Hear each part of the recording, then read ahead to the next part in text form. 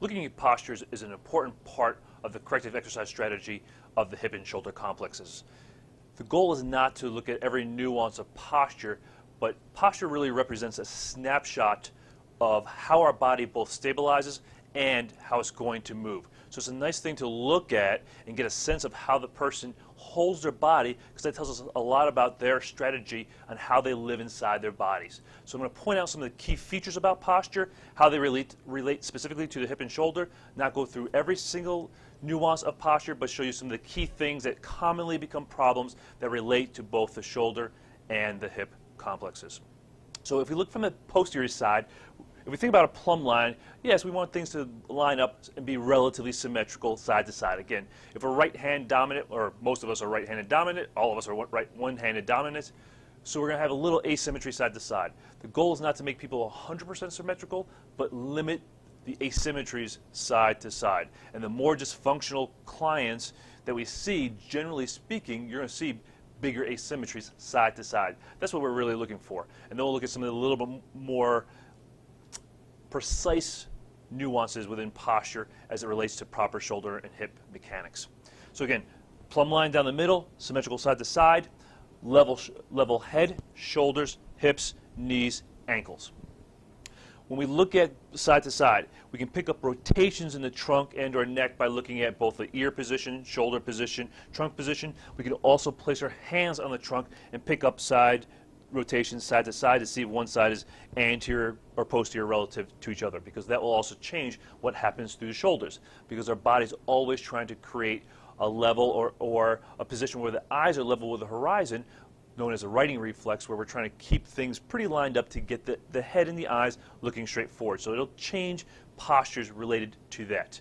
Now, more specifically, as we start to look at the hip and shoulder regions, we're going to first look at the trunk and thorax in relationship to the pelvis. One key concept we'll talk about in the book, and you'll see throughout the book, is the concept of the thoraco-pelvic canister.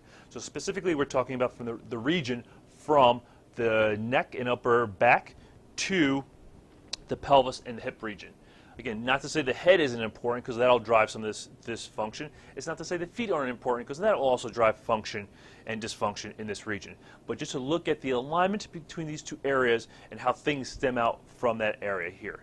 So we want to see from the posterior side that the ribs feed down into the pelvis. We don't want to see any increased curvature, either extension or flexion type positions. We want to see that the ribs feed right down into the pelvis. And this is independent of whether the client has large hips, small hips, wide rib cages, big thorax, small thorax. It's just the relative position. If I drew a box, does that thorax line up over top the pelvis? And once we turn Emily to the side, we'll see what I'm talking about more specifically.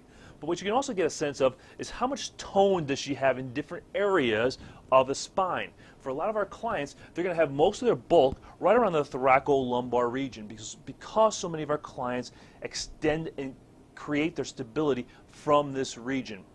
And we'll look more about that, or at that, from the side. But what we want to see and palpate is how much tone does she have just in quiet standing? Is she real rigid and braced just in quiet standing, or is it soft and pliable like she should be? Because a lot of our clients live in their bodies in a very braced posture, so they're going to feel very rigid as you look at their posture, and even as you come in here and palpate. So if I come in here and palpate, we want to see exactly what Emily's demonstrating, that's nice and loosey-goosey, so to speak, that she's not holding a real rigid thorax, because when we get to talking about breathing, if she can't stand here and be really relaxed, she's going to be overusing her muscle system. That's what also starts to break our clients down, is the fact that they can't relax their muscle system. So not only look at the posture, but also feel like how much tone, resting tone, does she have in her hips, her lateral abdomen, her posterior thorax, and even in the upper thorax, and how easily does she move and bend out and away from those postures. The less rigid the client is, generally speaking, the harder it is to change their patterns. The more pliable they are, generally the easier it is. Not 100%, but that's generally how it works. Because again, if you want to think about it, think about squeezing your biceps and walking around like that all day long. For some of our clients, especially the ones that have chronic movement and stabilization dysfunctions, some of them are walking around like that with a flexed bicep or a flexed spine or contracted muscles around the spine all day long, which creates compressive forces on the spine and doesn't allow the body to sort of relax and let go, which is important in maintaining the health of the spine as well as relaxing the muscles so you don't get some of those myofascial trigger points, fatigue, and chronic stiffness and tightness limitations in range of motion. Let's look at that from the side now. So I'm going to turn it to the side. So the position, however, bring our arms up, but again, we're going to look mostly with our arms down. What we want to look at is, does that thorax, again, feed down into the pelvis? The anterior rib cage should feed down, relatively speaking, into the pelvis, not be flared up like so many of our clients are. And too often we look at this posture when we're doing postural evaluations and say, oh, Emily's in an anterior pelvic tilt, so let me have her just pull her abs in and flatten her low back, and yeah, now it looks, relatively speaking, doesn't look better, but we think, yeah, that now she's not in an anterior pelvic tilt anymore. But the problem was she was extended through the thoracolumbar region of her spine, so right across here, see this line right across here, not an anterior pelvic tilt, which is down here. It's very few of our clients, I'd say maybe 25% of our clients, a quarter of our clients actually are truly in an anterior pelvic tilt. Most of our clients are mostly tucked under and flexed through their lumbar spine. They extend through the thoracolumbar region, so it looks like they're in an anterior pelvic tilt. And how can I say that, or why do I say that? Relax for a minute. Why do I say that most of our clients are in an anterior or posterior pelvic tilt rather than anterior pelvic tilt? Just think about what most of our clients do for a living. Most of them sit. Sitting puts the pelvis into a posterior pelvic tilt, flexes the lumbar spine, and then the client compensates by hyperextending through the thoracolumbar junction. And that's why if you feel clients' low backs, mostly they're going to have the most amount of tone right around the thoracolumbar region. Now, why is that important? You're like, so who cares? We're going to teach people to get rid of that anyway. Well, if a client is already in a posterior tilt and their thoracolumbar extended, when we go to cue them to flatten their back to the ground or tuck their pelvis under, unfortunately, we're just driving them more and more into that dysfunction.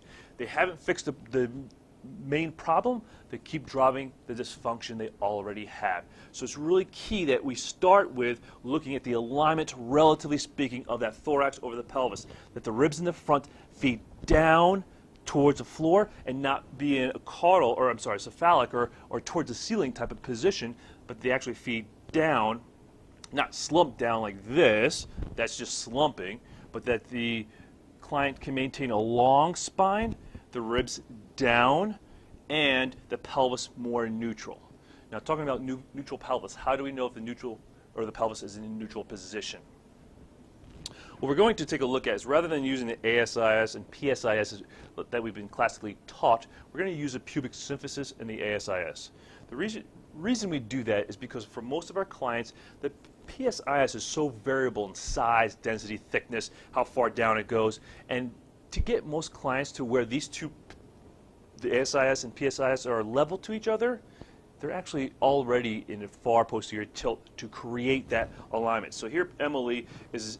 These 2 points are level, and even if you can see by my fingers, the PSIS is actually still higher than the ASIS, but she's in a complete posterior pelvic tilt, and she's lumbar spine flexed here. So they're not good landmarks to use to tell whether the pelvis is neutral or not. I'm going to have Emily slide her hand from her belly button, so your right hand please, from her belly button down until she stops at her pubic bone, and then she's going to put her other hand on her ASIS. We want to get those two in the same relative vertical plane. So again, if she's posterior tilted, you'll see the pubic bone is anterior to the ASIS, and if she's anterior pelvic tilted, the ASIS is in front of the pubic symphysis. We want to get her to the point where they're relatively lined up. And again, we're not going to take a ruler out and measure it. We want to get approximately the same vertical plane with the ASIS and pubic symphysis. Okay? So this is a really good starting position. Then we want to make sure that the ribs feed down. And again, it doesn't matter how big, wide their thorax is. Again, a lot of our older clients, even some of our younger clients, will have a very wide flared rib cage. The goal is still, even if it's wide and flared because of poor breathing, poor postural, poor stabilization strategies, we still want to have the relative thought process and positioning of the ribs want to come down and in and feed into the pelvis. So to create that nice thoracic thoracolpelvic canister alignment, because then that's going to set up neutral hips and be able to create and set up our neutral spine and scapular positioning.